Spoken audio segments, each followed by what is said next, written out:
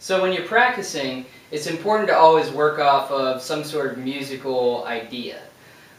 It can be dangerous to just play the drums by themselves and have all the focus be on yourself. Because in the real world, when you're playing with other musicians, you need to be listening to them and focusing on them as much or more than yourself. That's one of the key things to making the music sound good and to making yourself sound good, and also improving your groove.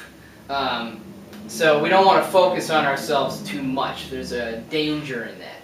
So when you're in the practice room, it's important to add that other element to what it is that you're doing. After you've worked out the coordination and the technical issues with whatever it is that you're working on, it's important to add this other layer, this musical layer to what it is that you're doing.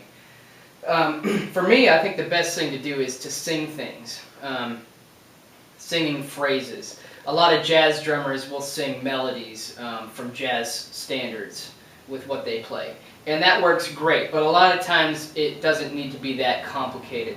Sometimes just a simple 2-bar or 4-bar phrase is all you need, particularly when you're not playing jazz, if you're just working on grooves and things like that. So I'm going to demonstrate a few different phrases and ways to approach this. So I like to start by picking a phrase, just a rhythmic phrase, and singing it with one syllable. So there's really not so much melodic stuff going on, it's more just a rhythmic phrase. And I pick something based on the groove that I'm playing, but also based on what the tempo is. So for example, if it's going to be something really fast, I like to use phrases that include long notes. It's going to be more whole note or half note oriented. And to demonstrate that, I'll just take your basic beat, okay? And I got this 4-bar phrase. It's 2 bars of whole notes, the 3rd bar is 2 half notes, and the 4th bar is a half note with a half rest, okay? And we'll be about here. So here it goes. 1, 2, 1, 2, 3, and da, da, da, da, da, da, da, da.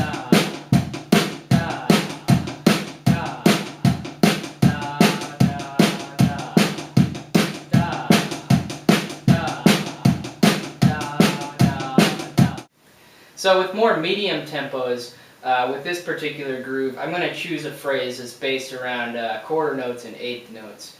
I don't really want the whole notes and half notes in there because they eat up too much space.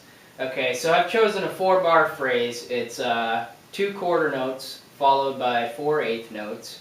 That repeats for the first 3 measures. And then the last measure is just going to be a half note.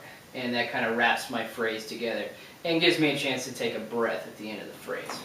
Okay, so a medium tempo, let's say we're here, and I'll play and sing. 1, 2, 1, 2, 3, 4. Da, da, da, da, da, da, da, da, da.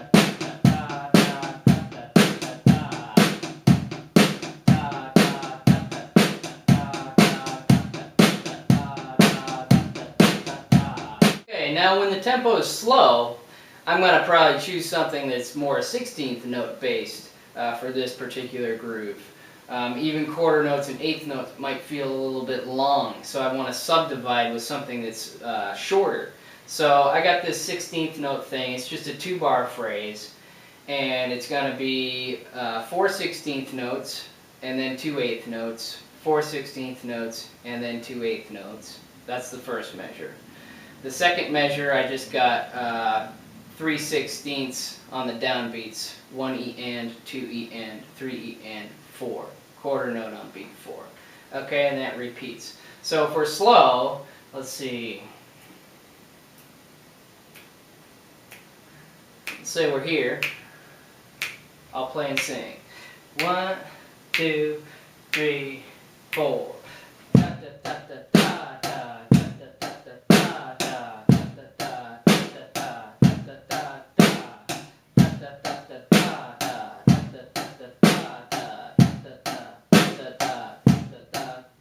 So you can make up these phrases on your own. It's pretty simple. You just choose something, a 2-bar phrase, 4-bar phrase. It could even be a 1-bar thing. You can either just make it up and keep it in your head, or if you want to write it down, you got it there. And then when you play, you sing.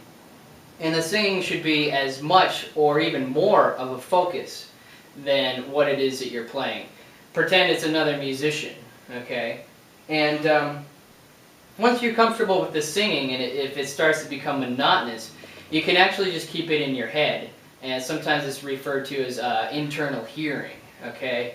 Just keep it going around in your head, and then you don't even have to sing it, but it does the same thing. So that's a way to keep some musical context in your practicing, and to avoid the danger of just keeping all the focus on yourself. That's a bad habit that we want to try not to develop.